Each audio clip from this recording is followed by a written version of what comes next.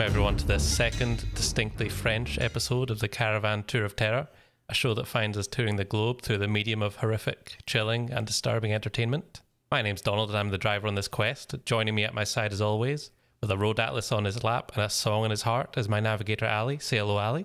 Bonjour, Ali. Oh, see how French we are? We've spent an extra bit of time here. You know, we usually move through these countries, and I feel that we've both really absorbed the culture. Yeah, right. I have been beaten up 8 times while talking to French people. That I don't think that has anything to do with it, though. So you're saying that all Frenchmen are thugs? No, I'm saying all Frenchmen are insulted by my awful impression of them. Good, I was just making that point very clear. So, we're in sunny France, which is ironic. After this day's viewing, a rain-soaked grey day might be more apt. We're in flower camping La Roche-Lambert. Is that good? Oh, you really Yeah. In the south of France. If you look around, you see lovely woods, a nice pool area, general merriment all around. We're not actually allowed in the pool area because we're not paying for that. That's why we're in the woods, creepily. Yeah, exactly. We're definitely not in a cheery mood, though. Why is that, Ali? Well, that's because this week's movie was Alexandre Aja's 2003 French extremity Haute high tension, or for us in the UK, Switchblade Romance. Yeah, I'll probably call it Switchblade Romance from now on, because that's that's what I always knew it as this whole time. But yeah, got a few names across. Haute tension, I'm butchering that, obviously. Yeah, stop trying that. Yeah, is the original French. But yeah, it came over here as Switchblade Romance. And at the time of its release, it garnered quite a wee bit of controversy. Yeah. I remember watching it not long after it came out over here. It was very notorious. So for those who might not know a lot about this film, tell us a wee bit about Switchblade Romance / high tension / hot tension. Switchblade Romance, just for clarity, Donald had seen, as he said, just, around the time it came out. I saw yesterday. So 2 very different timelines going into this movie. It tells the story of Marie and Alex, who are students on their way to Alex's parents' house to go study for the weekend. Big farmhouse in the middle of the country. Alex's parents seem, lovely. It just seems like a nice little weekend with her family. And the first night that they're there, literally this movie does not give you any time to settle in, or Marie for that matter. And a man arrives at the door and proceeds to begin to murder the family and kidnap Alex. Marie is able to evade him and tries to help Alex escape, help herself escape, and figure out this situation. That sounds like I've just explained the whole movie, and that is like the first 20 minutes, half an hour. Yeah, that is literally the pitch. Yeah, it's pretty balls to the wall right off the mark. I mean, we're introduced to the killer through him throwing a severed head out of his truck that he had been filleting himself with. So it's a nice, sensitive film. That scene we will actually touch on. Oh, in a minute. Sure. We'll touch we've got a lot. Yeah. To be fair, I don't want to touch anything in this movie. I think it's going to be really hard. This is very annoying because the last French episode I said specifically we were going to try and avoid spoilers. It's probably going to be absolutely impossible to do that for this film because the ending of the film completely changes my opinion of it. So I'm going to have to fully spoil the film. I don't really care about doing that though, because you'll see why.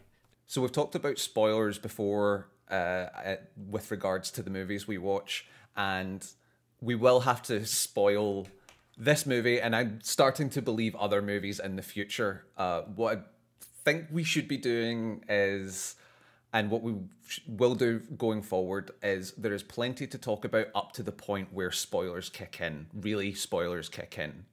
And we will talk about that. But before we get into the actual spoiler territory, we will give a clear warning. So just look out for that if you don't want this movie spoiled for you. Yeah. I think we did a good job of talking about possession without fully spoiling it. I just think that there will be some films, I think this film's the absolute worst of them, where I really need to talk about the ending because I can't give my opinion of the film without talking about the ending. So in future episodes, if that's possible to do, I'll just avoid spoiling it because, sometimes you don't actually need to say whether the heroes escaped or whatever the fuck. But in this scenario, I definitely need to talk about it. So it's unavoidable. Yeah. But going to the start of the movie, this movie opens up like the most 2000s movie I've seen in a long time. The opening credits, especially with the font, the music, the kind of oppressive black drop and light shining through. It gave me like Pitch Black was really... it reminded me of that kind of aesthetic, the opening. Yeah. Which is slightly odd given it's two girls driving through a countryside in a Peugeot, like smoking cigarettes and singing along to... It's Crossroads. Yeah.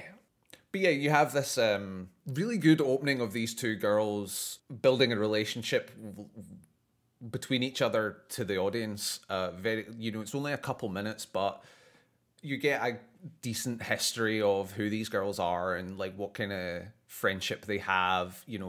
Alex is quite promiscuous, but is okay with that, and is kind of trying to figure out her place and what she wants out of romance. And Marie is more a step back, seems a wee bit more standoffish when they go out, but both kind of like party girls, living life kind of thing.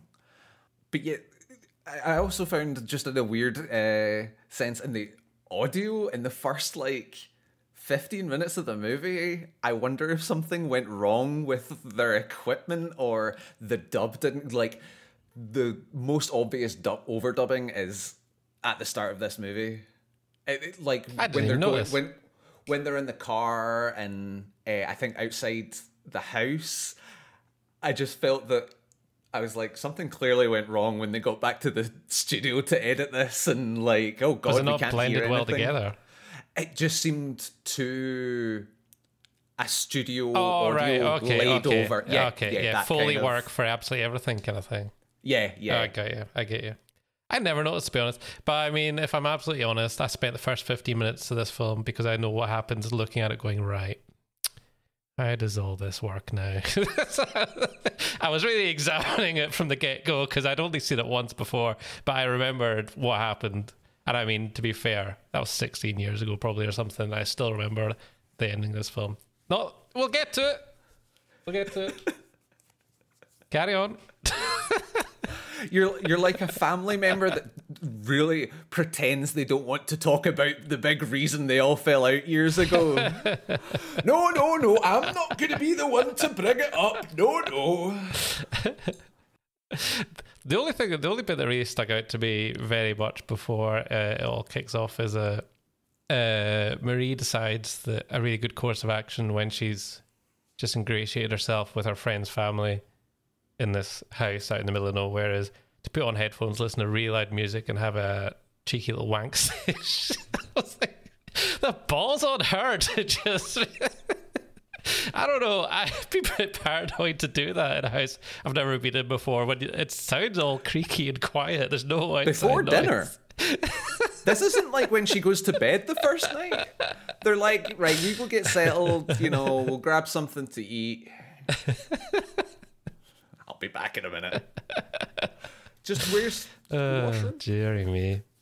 And it was something I picked up early on. There's only a brief hints of it, but it's something I did pick up on is, Marie has short blonde hair. That on its own means nothing. Then there's the scene where she's outside on a swing, looking up at Alex in the shower naked. Yeah. Then she masturbates on the bed. Yeah. And that gave me enough of a hint of I actually wrote down gay vibes. Yeah. Yeah. She's in love with her. She's got feelings. She has feelings. Love or lust. There's something going on there. Yeah.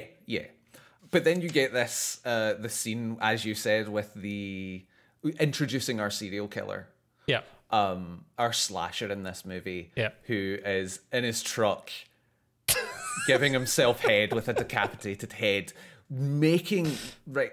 So this introduction I found, because up until this point I really found this movie really well shot, really well acted, had a real a sense of realism to it. Yeah.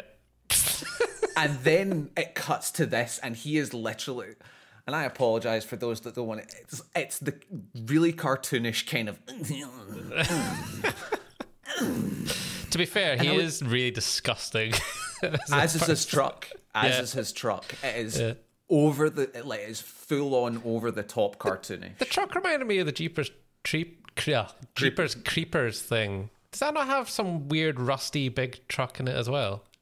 Probably. Yeah, I think it did. It came out before. Anyway, it's a really big, silly, rusty, disgusting kind truck. Of farm and truck, he's a disgusting, sweaty, blotchy faced, dirty overalled man. Yeah. To be honest, I didn't actually mind his look. I thought he was quite effective. No, totally. He looks like a mixture between Paul Heyman and John Carroll Lynch. Okay, that's niche. I know that both of them are niche in their own get to right. Google. Yeah, but on it would give you a perfect idea of what this man looks like if you Google Paul Heyman, John Carroll Lynch, and put them into one of those Make a Baby apps. Oh dear. They go down for the night, and the door rings, and it just all kicks off. Yep. I mean, he gets a really, really lucky shot in at first, because it's through a door window that he slashes the dad on the face. Yep. With a real big backswing. Yeah. Yeah. But this is where, your kind of French extremity really kicks off. And the dad is taken out within a minute of meeting this guy. The method of killing is pretty. Do you want to cover it? Sure. Oh, also we watched the uncut version because there was a rated R version in America, which I think is just less blood and less overt violence, but I don't think the story's affected in any way. So no, why wouldn't you watch the uncut version? Jesus, it's what you're really here for, I guess. The cut version / cinema release basically just, you're probably talking about a minute's worth of just violence getting cut out. Just extended scenes that are already in it being shortened is all it would be. Yeah. So the killer breaks into the house after slashing the dad in the face, puts his head in between the banister of the staircase, and then just... I mean, to be honest, unless that bookcase was on wheels, I don't really see how this happened so quickly. But he slides a bookcase along and with such force, that he decapitates the dad, and then blood is just spraying everywhere.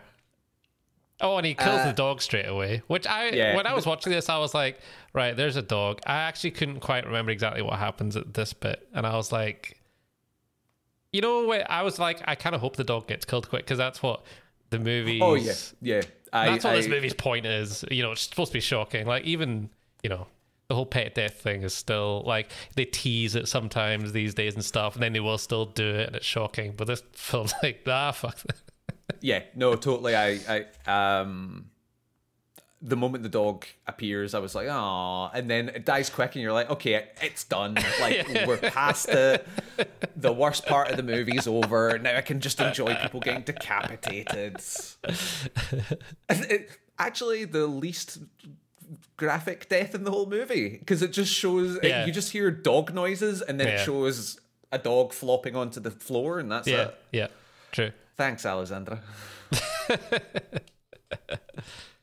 So at this point it is just a hide and seek game between Marie and the killer, while the killer stalks around the house picking everyone off one by one, and there's an excellent scene right after the dad dies, where the killer is on his way upstairs, and Marie realizes that she needs to hide or do something, and she sees a phone, and she grabs the phone, and she's trying to find a phone line to plug it in, and she's trying to move this wardrobe, can't get it moved, and she just has this thought and puts the room back because she's staying in the spare room.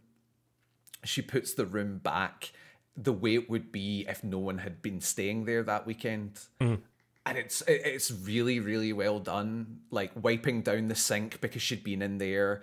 And then when the killer comes into the room, he puts a hand on the radiator, and there's a moment earlier where she's like, Alex is like, oh, do you want the radiator on? And she's like, no, if I need it on, I'll put it on later. Like just little touches like that. I mean, I'd argue really that good. Yeah, I'd argue that the killer is super fucking thorough to even think of doing that. To be fair, yeah, I'm not gonna lie. If I was the killer, I would look in that room and go, fuck it. Yeah. Oh, it doesn't look like anyone was here. Yeah, family on photos, with my rampage. all accounted for. Cool. Yeah. But anyway, yeah, I do agree. It's still a nice touch. Yeah. So unfortunately, next is the mother. I mean, listen, it's all disgusting. Oh, that is pretty disgusting. So that is a good point, because it is basically just from here until they leave the farmhouse. It's the just same murder. It's just murder and hide and seek. Yeah. Running around the house, trying to find a phone. The real crux, the thing that drives the plot forward is the killer decides to kidnap Alex. Yeah. So then obviously Marie doesn't. She seems conflicted a bit, because obviously she's like, oh, I could run away, but she's like, no, I need to, because she has feelings, and it's friends anyway. But it is implied she's got feelings for her at the time and stuff like that. So the action then moves out of the house and moves on to, where is it again? Petrol station, gas station. Yeah. The fucking they use Muse on the soundtrack of this film, and I really don't enjoy it. That's we'll talk about that moment. So up until the point they leave the house, there's a lot of kind of 70s 80s slasher inspired shots, and it's a very deliberate movie up until this point. Yeah. Not giving anything away by saying up until this point. But yeah, it's you can even see some kind of Hitchcock inspired shots with the way lighting and characters are shot, and whenever the killer's on screen, everything has a very slow pace to it. Yeah. But whenever Marie's on screen, it's frenetic. You feel that kind of rush. Yeah. And it looks like this really tight, gruesome, well-made slasher movie, and then they once they move away from the house, it's a specific part that ruins it. Actually, I'd say, it's me, after the gas station. The gas station's first. Yeah. The gas station happens, and it's basically, what you would expect. She tries to get help from the gas station attendant. Yeah. The guy comes in, realizes, but doesn't actually realize why. He just realizes that Jimmy, the gas station attendant, isn't being as chill as he normally is. To be fair, I think Jimmy the gas station attendant should have done more at the very beginning. If I was him and a woman ran into the shop saying, call the police, terrified. Before even that, cowering. Sure. Yeah, I'd be lock the door. Yeah. Lock the door. I'm on the phone immediately. Yeah, he does try to help, but he also tries to play. He puts his hand on a gun and then takes his hand away because the guy asks for booze, and he's like, "Oh, I better keep up the pretense." You don't need to do shit. If you were about to use the gun, if you think you're in danger, like his actions were really bloody dumb for the sake of tension. Yeah. But anyway, high tension. Oh Jesus. So Jimmy gets murdered with an axe, and the killer pisses off again, but leaving Marie behind. This is where it goes wrong. She grabs the gun. But it gets wrong. Oh, yeah, no, I know. And we're not even in spoiler territory. This is just kind of the rolling plot of the movie at this point. Yeah. There's nothing that's out of the ordinary. She grabs the gun, and then she's like, he must have had a car. Jimmy must have had a car. And it cuts to this shot of car keys with the Ford logo on it, and she comes screaming out the gas station in a fucking Ford GT, bright yellow, and I was like, how the fuck did Jimmy afford that on a gas station salary? At which point, Newborn by Muse kicks in, and what the fuck has just happened with this movie? Seriously? Like, as I said, really tight slasher movie up until this point. Like, like really claustrophobic, really tense, gets you, draws you in, and then then we get a car chase. Now we get a 2000s action movie. A car chase between a rusty, shit old truck. And I mean, how many? I mean, that's a lot of muscle car. It really is. But then somehow the muscle car can't really outrun the truck because there's kind of cat and mouse back and forth who's pursuing who, and then the killer. Right before the cat and mouse, there's a great moment where the killer drives off into like a country road, and she drives on. And then she backs up and turns off her light while the fucking V8's going.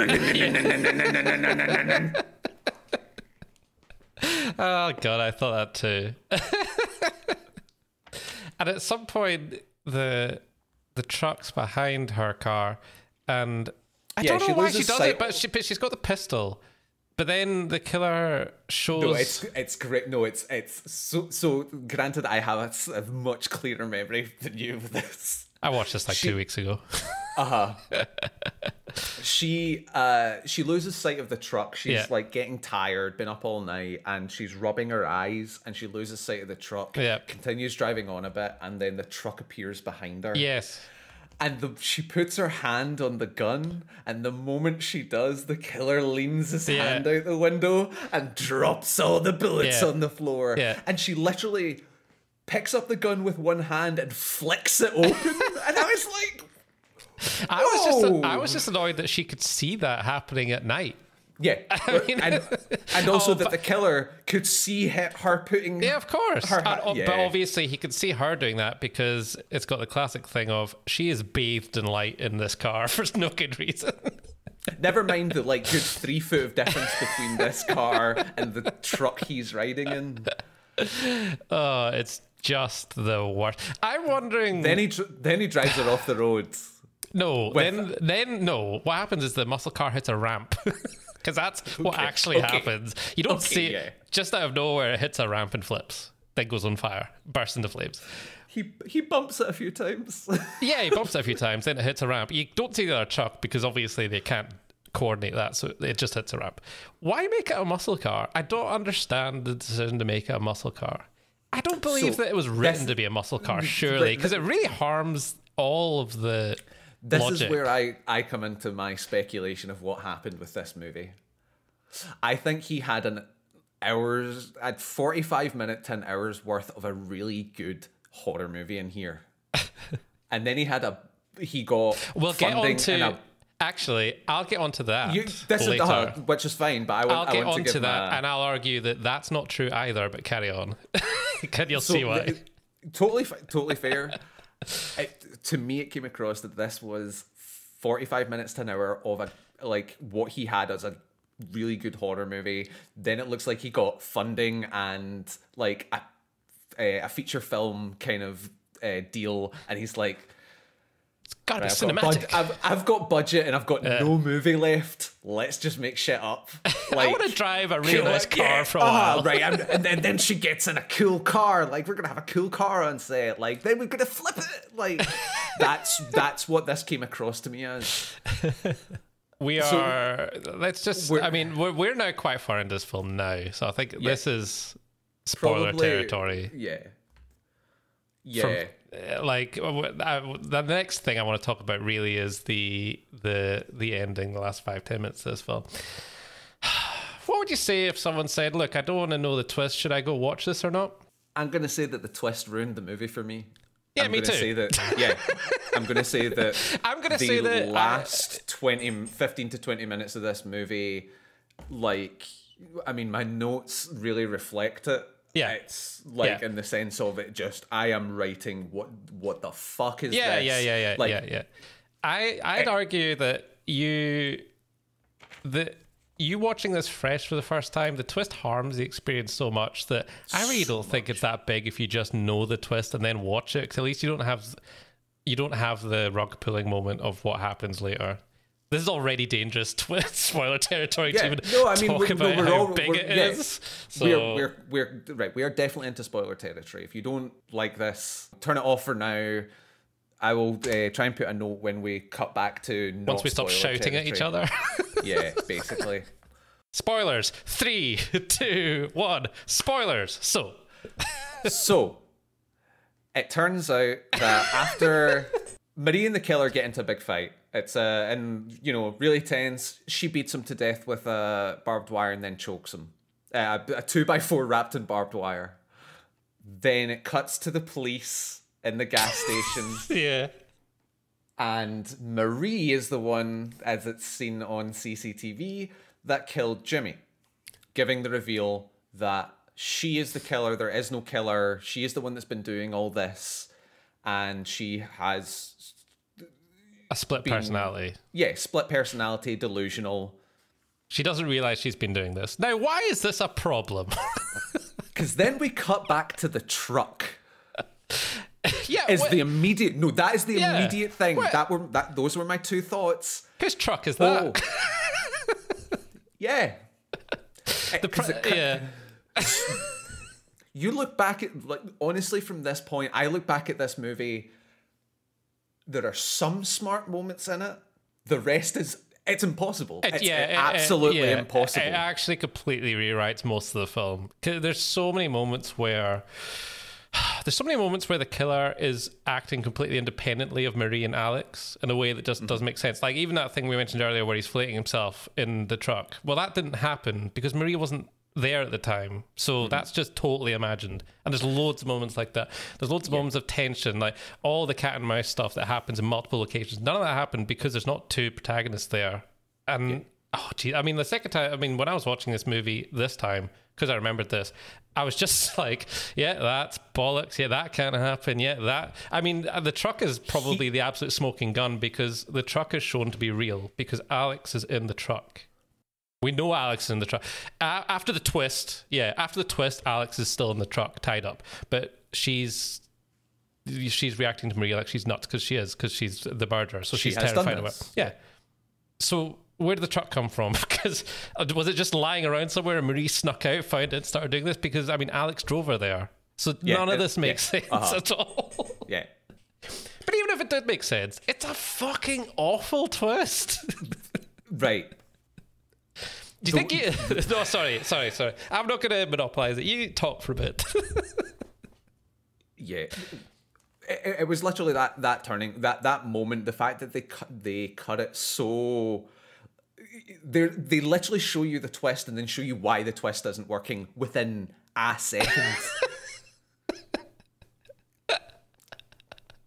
And you look back, and like you said, Donald, you look back at half of this movie where it's this cat and mouse game where you get extended scenes of the killer cutting out Alex's face from a photo while Marie's off doing something. Yeah, they're acting completely independently of each other. And then to further pull you into the lie, the killer puts the picture up in his truck alongside all these other...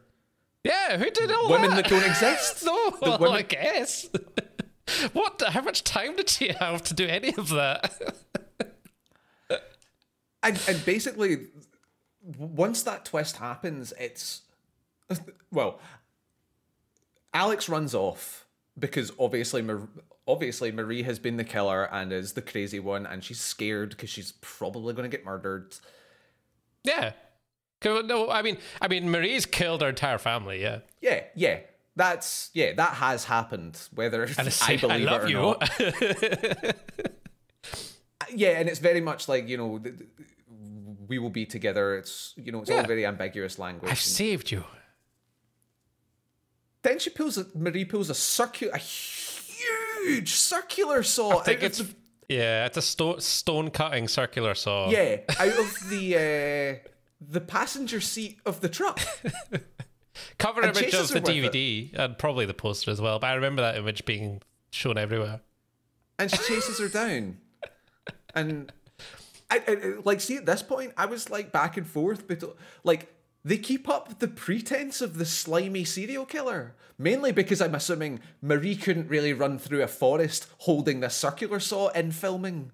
Yeah, so when it's the killer doing it, it's shown to be the killer again. Sorry, when it's Marie doing it, it's the killer. It's the Marie fat finds overall guy. Marie finds a motorist and asks him for help, and it cuts to what she's running from, and it's the big, disgusting, sweaty trucker holding a circular saw. That's not what either of them are seeing. Yeah, of course, yeah, but it makes. Yeah, you're right. Though it stops the audience being like, I mean, she looks knackered by carrying that fucking circular saw. I mean, Marie isn't large. She's smaller than Alex. Wayfish, is that? I'd say no. The two of them are slim built, teen girls. So when we cut back to what you were talking earlier about the large overalled killer pushing the bookcase wardrobe, whatever it is, with enough force to decapitate a human man, it's probably not actually going to happen, is it? So who rang the doorbell? She snuck out and rung it herself. Wait, but she was upstairs masturbating. Yeah, that's the problem. It raises way more questions than it could ever possibly answer. That is not even to touch on the fucking horrendous gay panic that this movie just puts forth. Like, there is a scene while the killer and Marie are fighting, the big fight between the two of them, and the killer's taunting her by going, "Does she turn you on?" Yeah. She turns me, and starts fingering her mouth. It's horrible. What is it with us watching disgusting finger movies? I know. I can't even put this one on you. You chose this one, yeah. Yeah. But like literally that, like, there is no other message you can take away from this movie except for lesbian love drives you to become a homicidal murderer. I mean, it does. But she's the only. No. That is the movie. That is the message this movie's putting forward. But not only that, look at what it portrays the love as. Look at the disgusting, sweaty, vile, masturbating to a decapitated head guy that they say this is what happens when lesbian love is just too strong. That is the equivalent. They are roadside serial killers. Like, I didn't actually think of it like that when I was watching it, but I did think just a bit like I don't know about this, to be honest. I mean, I don't know about a lot of things in this film, but like, I'm not saying that is the theme he went for, but there's no way you can take any other message from this, because it splatters it across the screen for you. While saying all this, I also am aware that I'm saying this 17, 18 years after this movie was made. 2000s gay panic was very real in movies. It made for catchy, like, edgy subjects, and I understand that is not necessarily what he may be pushing forward, especially in this day and age. People change and messages change, and what is appropriate changes. But watching this for the first time in 2021, my God.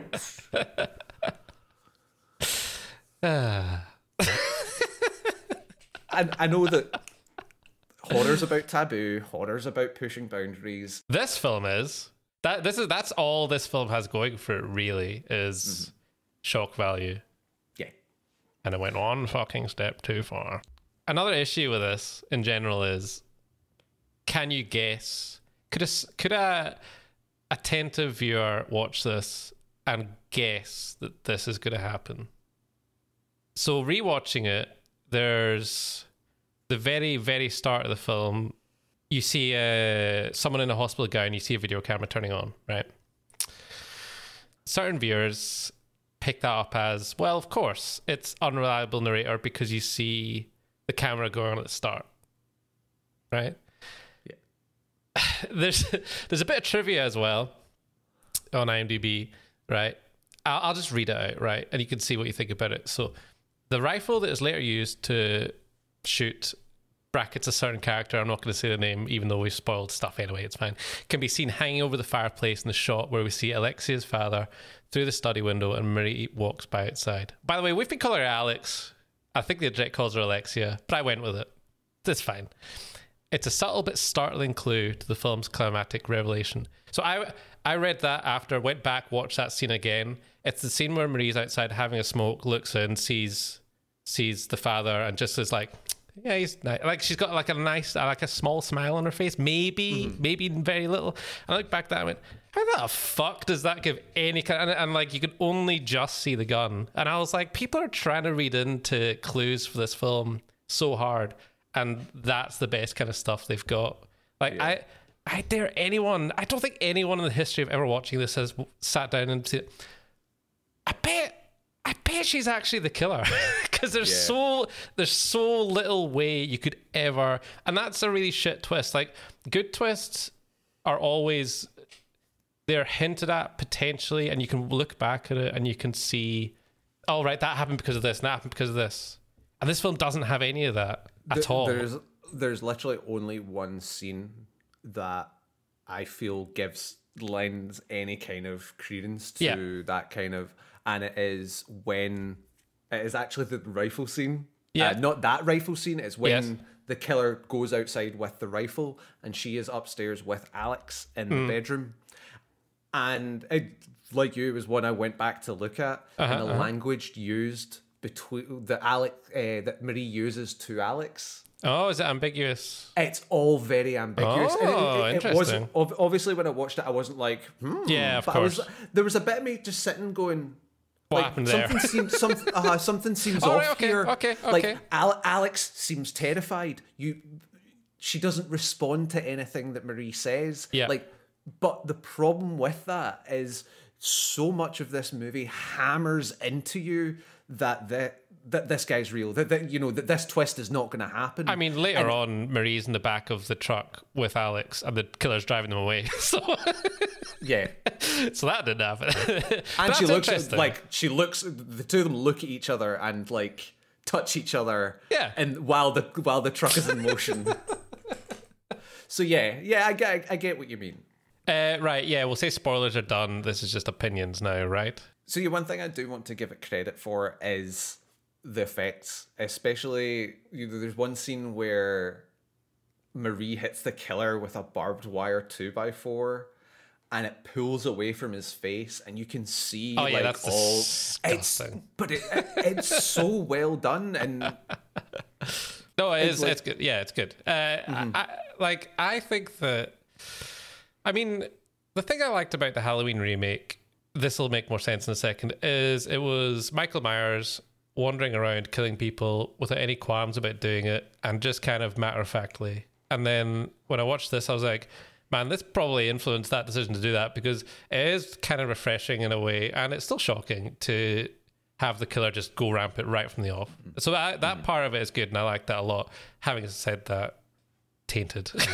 But anyway, I like that a lot. I like the character of the killer in general being disgusting. I mean, that's some of the stuff this movie does really well, and I would give it credit for that.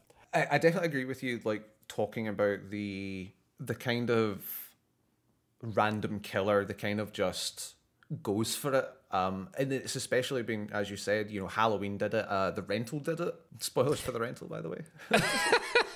I mean, it's still shocking. I mean, I think it's terrifying. Like the thought of they're in the middle of nowhere, and it has happened occasionally in history. Yeah. And this killer decides to I'm just going to walk in here and kill everyone I see. It's terrifying. It's a terrifying thought. That is a better movie. Yeah. And I think in 2003, that's a harder argument to make when you're making a movie than it is in 2021, when movies are given a lot more creative freedom, as well as they're easier to make, in the sense that indie movies are a much bigger thing and easier to access. Yeah. So giving your movie a weirder idea rather than just being boundary pushing in the sense of what can we put on screen, it it would have pushed that boundary if he had gone that route with it, but it just kind of falls apart into what does 2003 need to have a successful movie, as well as what vision can I put onto the production that I'm making. So, I mean, we didn't like it. Did we really? No. Again, there's an hour's worth of what I found like a great watch, a really great watch, literally minus the cartoonish scene introducing the killer. Like this movie was at the point of blowing me away, going like, wow, they've done this so well. Like, I'm really enjoying. Never mind. Yeah, I find the soundtrack, apart from the muse, the soundtrack's really good because it's very it does like when extreme stuff's happening on screen, it's very somber and kind of almost gives it like a matter of fact quality to what's happening, rather than, you know, like stings of violence and stuff, which makes it much more brutal to me. And I mean, it's a pretty depressing watch. Aside from, I actually think that the stuff that happens later probably gives a bit more levity in general, because you don't walk away from it and be like, oh, but I mean, it's pretty brutal. Yeah, the levity comes with Muse. It's that scene. Like, it kicks off in a way that, like, it really does kick off in a way that you would expect out of an action movie. Yeah. You know, the hero's just turning things around and they've got their powers back. It is really like, portrayed like that. It is. It literally is that. Yeah. Literally talking about the way it's shot, the way it's framed, Marie's whole demeanor changes. Like, it is a full-on 2003 let's turn this shit around moment that does not fit this movie in the slightest. Yeah. It kind of now that you say that, it kind of reminds me of the Hills of Eyes remake, when the bespectacled character in that kind of goes through the same thing. And I really liked it in that film, and I really didn't like it in this one. This is our chosen new wave of French horror, French extremity. It can be called both things. This is your chosen example of that. So this film and Irreversible were my real introductions to this style of cinema. They both came out quite closely to each other. And they were followed later by films like Martyrs and L'Intérieur, or Inside, because I can't really pronounce that word properly. So I think that those films, having seen most of them, they are really characterized with nihilism. And like every time I watch one of those films, I get a real feeling of emptiness after I finish watching them. It's like completely the opposite of popcorn chucking fun horror. They're really characterized by that. Like, if you've seen humanity. It's that suffering thing. Like, the original Texas Chainsaw Massacre is really the first example that I can just off the top of my head think of, where it really leaves you feeling like, oh, I don't know, there's no hope. Look how ugly the world can be and stuff like that. And it's got this horrific human suffering going on. So none of these films are for the faint of heart in any capacity, or for people that are feeling sad or blue about other things going on in their life. This isn't really escapist cinema in any way. They're a weird kind of trial by fire that horror fans put themselves through, and I don't know why we do it sometimes, to be honest. But yeah, it is what good horror can do, though. It is going, you know, it's the same reason people watch. I was going to say Schindler's List, but that's a more historical one. But you know what I mean? Yeah, let's get away from Schindler's List. You know, it's why people watch sad movies and dramas. Yeah, that's true.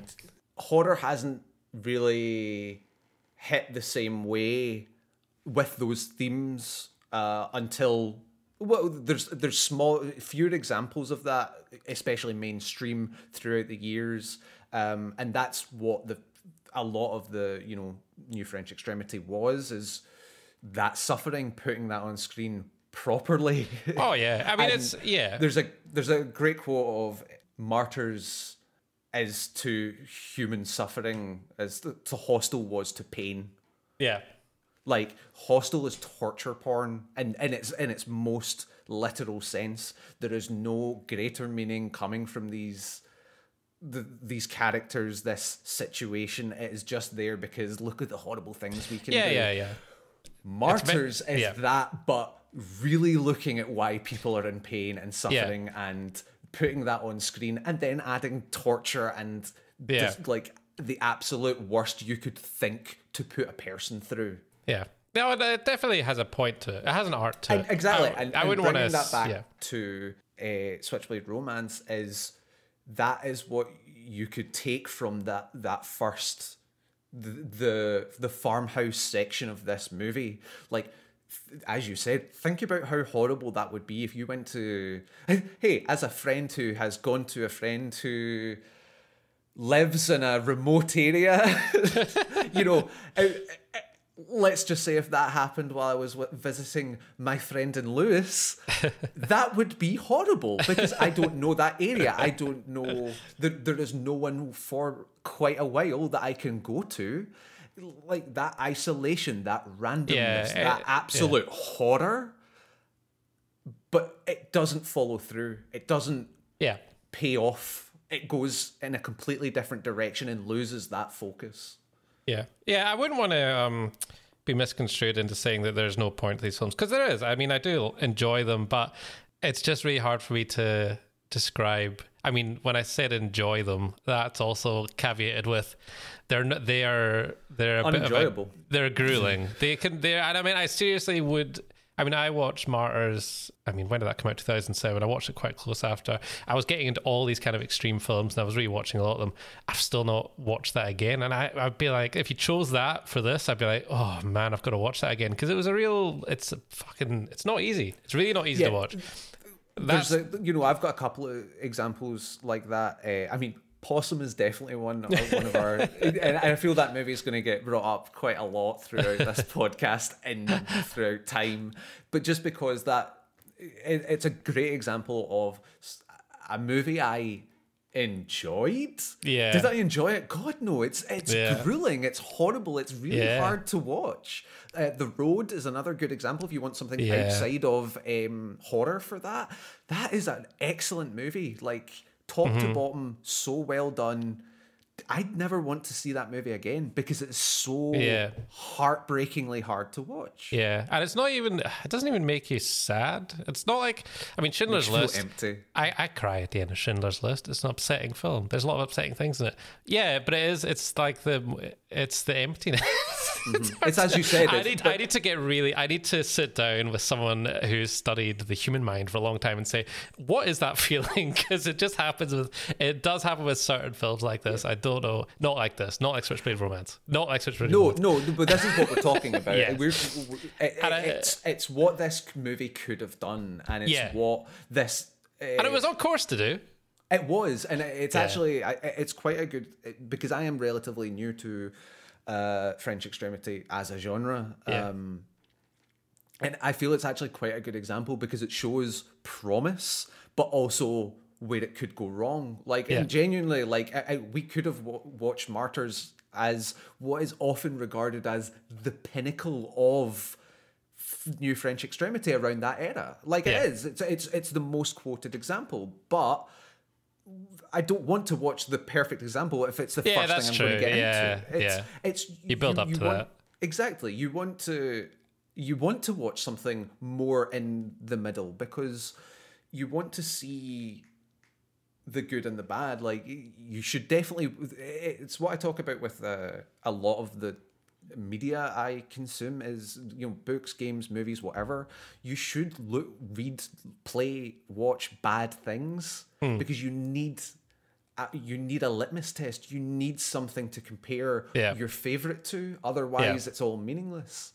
I think you could even watch that. There's arguments about when exactly New French Extremity happened, because it doesn't just touch horror. It was an artistic revolution in France. But I mean, you could probably watch them in chronological order of when they came out, because then you'd be watching... I mean, Irreversible is a really fucking good film. It's horrific. It's not quite horror. It's one of the early ones. Martyrs was towards the end of all of it, and it does kind of feel like the culmination of something.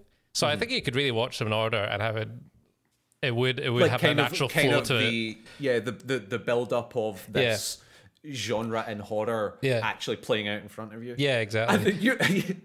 You might not feel great at the end. No, I would do it over a few years rather than a week, because I really couldn't do it.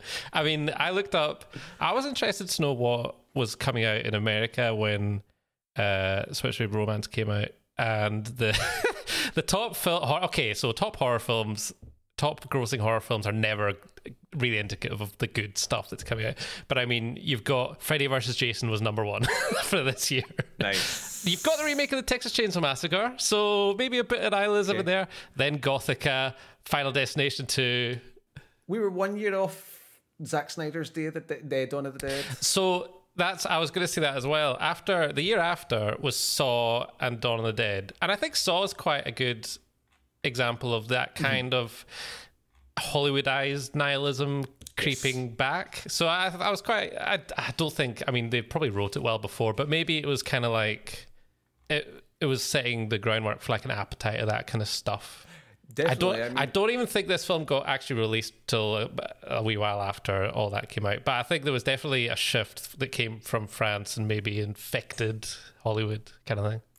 Yeah, I mean, if you want good and bad examples of this in Hollywood, it is Saw and Hostel. Yeah. Like Saw is like, you can see why the guy that made Saw went off and just did whatever he wanted after Saw, and let them. I'm sure he gets his cut, but he made what he wanted to make. That movie is a very, very good movie, and as you said, it pulls in that kind of like the entire thing of Saw is that like everyone is just kind of dead inside, and do you want to live? Well, prove it. Like it really, really pulls that in, and then it goes fucking nonsense for 7 movies, 8 movies. It's great to watch though. I was wanting to squeeze it at some point. Apparently, now I always take this with a pinch of salt, but when Martyrs was played at Cannes, audience members reportedly walked out, fainted, vomited, and burst into tears. Now, actually, if any movie's going to actually make those things happen, it's probably that one. They say that about all kinds of shit, but when I read that about Martyrs, I was like, possibly. I'm like, I'm with you, and you usually hear it coming from Cannes. I often wonder who the fuck goes to Cannes, because it's like, and then it ended with a 2.5 hour standing ovation, and I'm like, okay, did they not need to get the cinema for the next?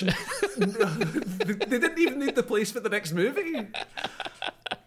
Like, yeah, these the standing ovation ones I always find so weird. Like, I've given standing ovations to movies more at film festivals, not at the cinema. Oh yeah. Yeah, no, when a person is there, when I have the enjoyed director's and in the room displaying because it's shown to someone. But I wouldn't stand there for 38 minutes or whatever going. The projectionist starts bowing. Yeah. If I was on the other side of that, I'd hate it. So now we get to the twist within this episode. Now, I don't know if you know this or not, but it might change your opinions a wee bit more about the film. So there is a novel by Dean Koontz. I don't know how to pronounce that properly. That is how you pronounce it. Intensity, which Alexandre Aja read before. Did I pronounce that well? I might dub you over. Oh, God. It does share some similarities. Despite the similarities between the film and the novel, Koontz didn't pursue a plagiarism case, as he found the film, in his words, so puerile, so disgusting, and so intellectually bankrupt that he didn't want the association with it that would inevitably come if he pursued an action against the film, as quoted on his website. Now, can I tell you a couple of paragraph synopsis of the beginning of the book, and you can make your own mind up, okay? Yes. China Shepherd is a college student visiting the family of her friend Laura Templeton for a long weekend. China, who was abused and neglected by her mother as a child, finds that the Templeton house provides something that she has yearned: acceptance. This comes to a violent end when serial killer Edgar, by the way, there's a G in the middle of there, Edgar Vess, breaks into the house in the night and methodically kills all of the occupants except Laura and China. After discovering that Laura has been tied up and raped, China leaves, promising to return. China hears Laura screaming and runs upstairs, intending to attack Vess with a knife, blah, blah, blah, blah. Right? Vess takes her to his moorhome, Well, Vess kills her, takes her to the motorhome, but unaware that she's dead, China sneaks aboard the motorhome, finds her friend's corpse, but then Vess drives away with her inside. Okay? China hides in the back of the truck. When Vess stops at a gas station, she sneaks out of the motorhome and looks for a payphone. China secretly watches Vess boast the gas station clerks, blah, blah, blah, blah, blah. So China's hiding in the back room of a gas station stuff. There's the gas station scene going on.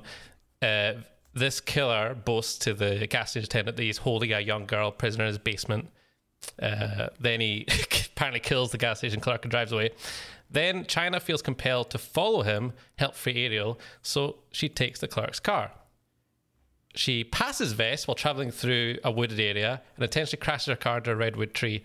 When Vess goes out to investigate, China sneaks on board the motorhome, and then there's a wee bit more, and he takes her back to the kind of his house, which is where the last section of that film takes place. That book takes place. Now, does that not sound slightly familiar in terms of the locations? Starts in the house, the killer goes to the house, murders everyone, 2 female protagonists.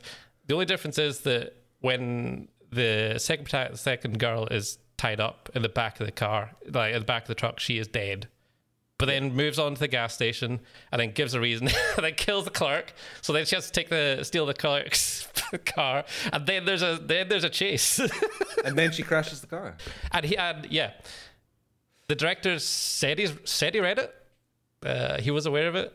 And the author just said, fuck it, I don't like the movie, I don't like it.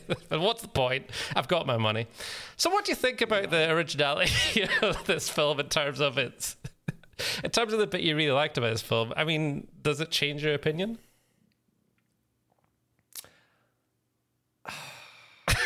It's not, I mean, it's, see if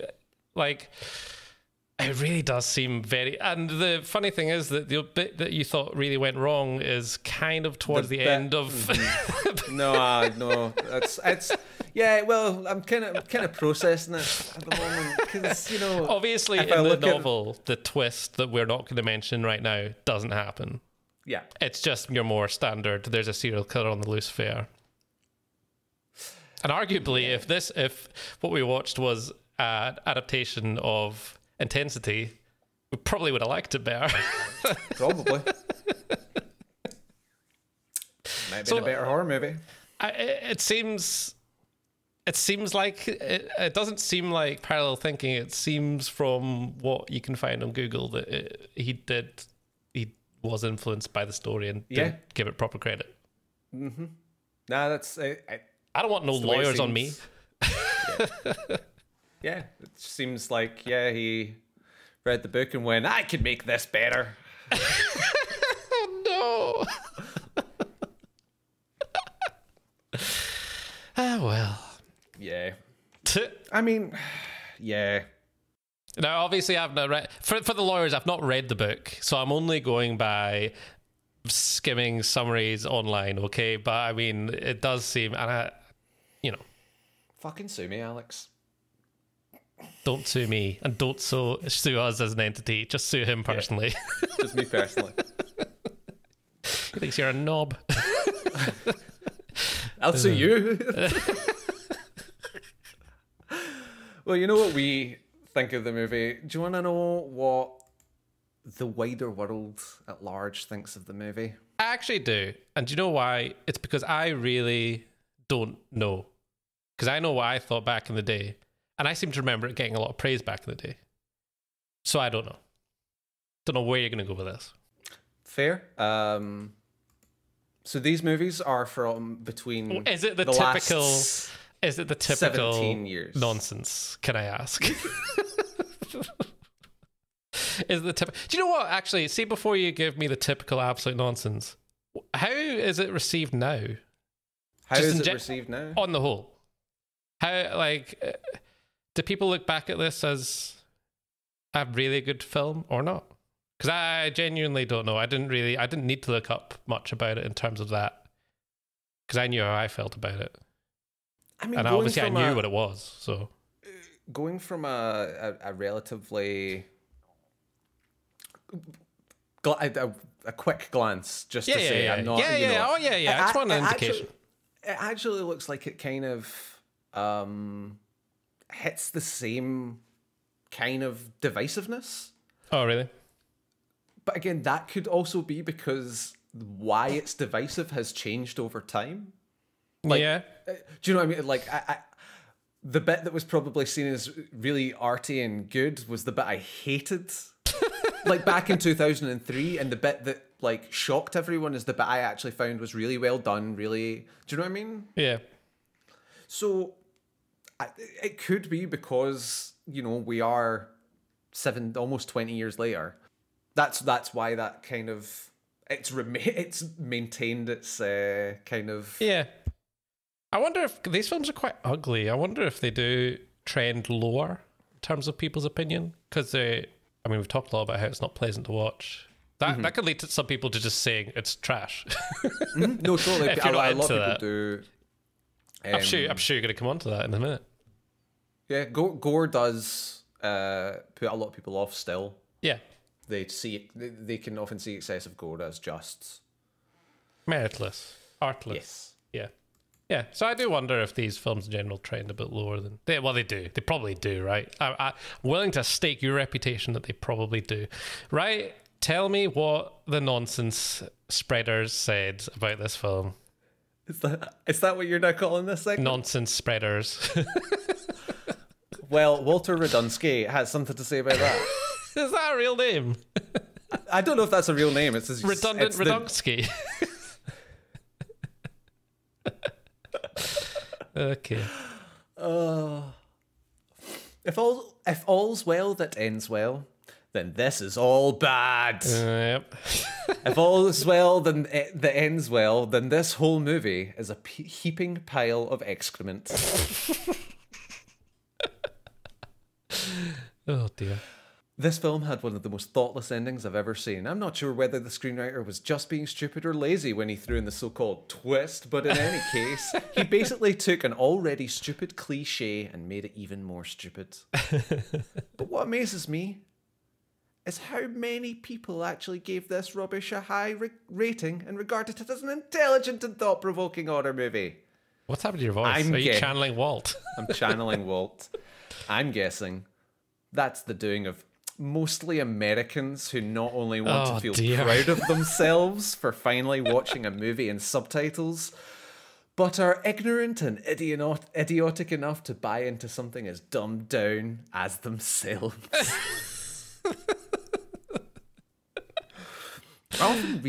I often read these and look at the person going, you read this? And went, yeah. Probably reread it. Yeah, probably edited it.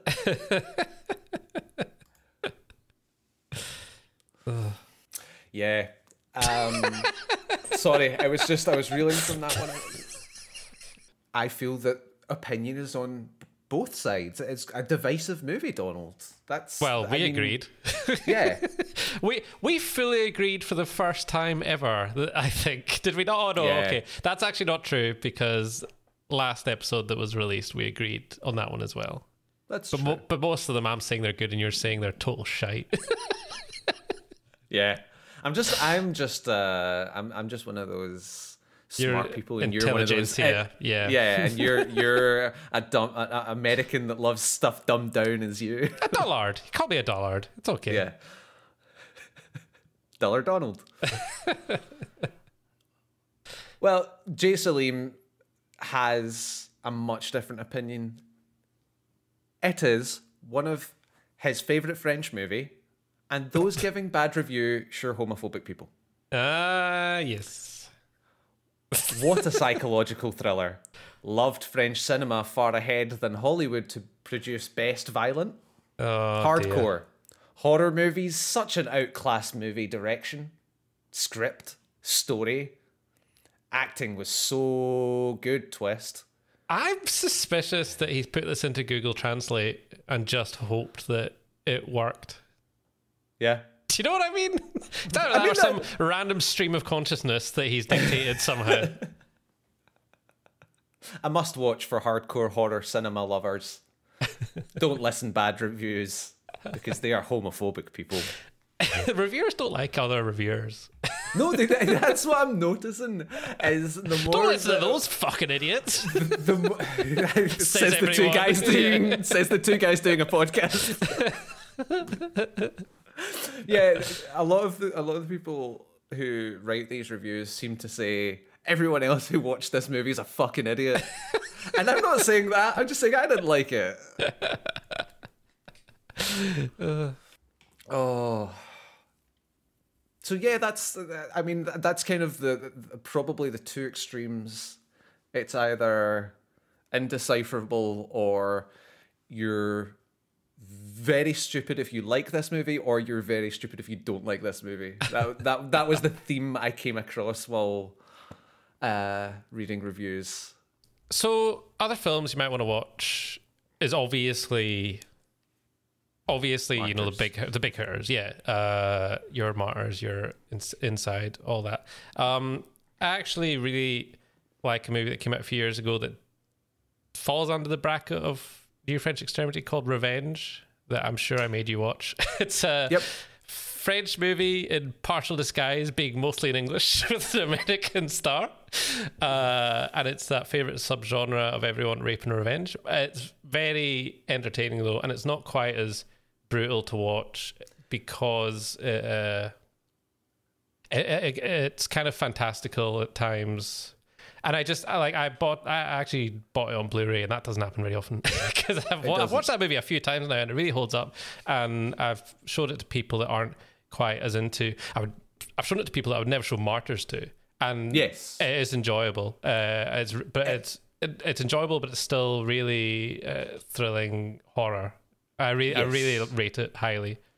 That is an excellent choice, because that is a movie that uses its kind of disgusting premise and like the kind of horrible feeling that you get from watching it. It's a rape revenge movie, you know, like there is a very uncomfortable scene in that movie. Oh yeah. You can imagine what one it is. Yeah. Like, but the journey from there to the end of the movie allows that moment to have such a good payoff. Mm-hmm. It earns having that in the movie, because you need to earn moments like that.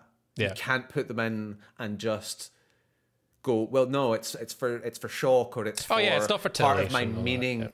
Yeah. You can think you're putting in that for the best reason, but if you don't justify it shouldn't be in there. Yeah. Mm-hmm. Mm-hmm. Yeah. And Revenge is possibly the best example I've seen, at least in recent years, of a rape revenge movie really earning its payoff, really giving that empowerment where it needs to be, and using those dark moments to really fuel the movie. Yeah. Mm-hmm. And it's what High Tension really doesn't do. Yeah. Yeah, it's fantastic. And Shudder picked up and splashed it everywhere as like they're, you know, subscribe to Shudder, watch this one. So I'm sure a lot of people have watched it by now. Like when I watched it, it wasn't picked up there, but it's really bloody good. Alexandre, right? You say it. Alexandre. I don't know if you're any better than me. He directed a movie called Crawl. Did you watch Crawl? It's really totally different to this film. It doesn't ring a bell. It is a fun alligators versus people movie. It's when I say fun, it's not ludicrous. It's still it's easy to watch, relatively it ain't speaking. Grabbers. No, it's not funny. But it's a really good horror movie. It's more your popcorn style. Stick it on and have a nice time and turn your brain off for 90 minutes. But actually, I really enjoyed it, and it's one of the better horror films to come out in the last few years. So maybe he redeemed himself slightly. Yeah, I don't think I have watched it. Definitely stick on Crawl. It's good. It's good stuff. I mainly don't think I've watched it because it stars Kay Scodelario and Barry Pepper, and I'm pretty sure I would have noticed those two starring in a movie together. Barry Pepper, famous for John Travolta's Magnus Opus. God. Sorry, I'll film you. Really? I'll film you at a Dutch angle. Yeah. Oh God. He's the lead star of what the hell's it called now? Battlefield. Battlefield Earth. Battlefield Earth. Yeah, that's all getting cut. Anyway, yeah, Barry Pepper, star of Battlefield Barry Pepper, Earth. yeah. Yeah, so I'd say those two are both pretty solid shouts. So, I think we've soaked up enough blood in France for the time being. Next, we're going to go west to Spain. We're going to check out a movie. I'm choosing the movies again, by the way. That was a one-off. I might let you do it again at some point, but I was I was chuckling to myself when you chose Switchblade Romance, because I was like, he's going to fucking hate that. But the next movie is going to be Sleep Tight, which after France's excesses is more psychological thriller / horror. So will it be scary enough for us to call it a horror movie? Let's see. Because I ain't seen it. Wow. Yeah. Well, it's nice having a second week in a country. I get to pick a movie I can doom myself to watch and get beat up by French people. I've got a feeling there's a lot of good movies out there. I've got a feeling we're probably going to make more of a habit of this than we initially intended to, extending this tour by a long time. But there's just too many. When I see the menu of movies that we could be watching, I'm like, I just want to watch a few of them, you know? It's just the way it is. Hopefully the Spanish will like me slightly more than the French have. I wouldn't count on it. No. Give us your best Spanish. Give us your best Spanish. Hola! Oh, Jesus. You sound like Al Pacino. Al Pacino? Al Pacino's sister. Is that how names work? Well, we're south of the border. We'll be in Spain in no time. I'm going to go for a little siesta. Oh, and we'll see you next time, eh? Jesus Christ. Bye, everyone.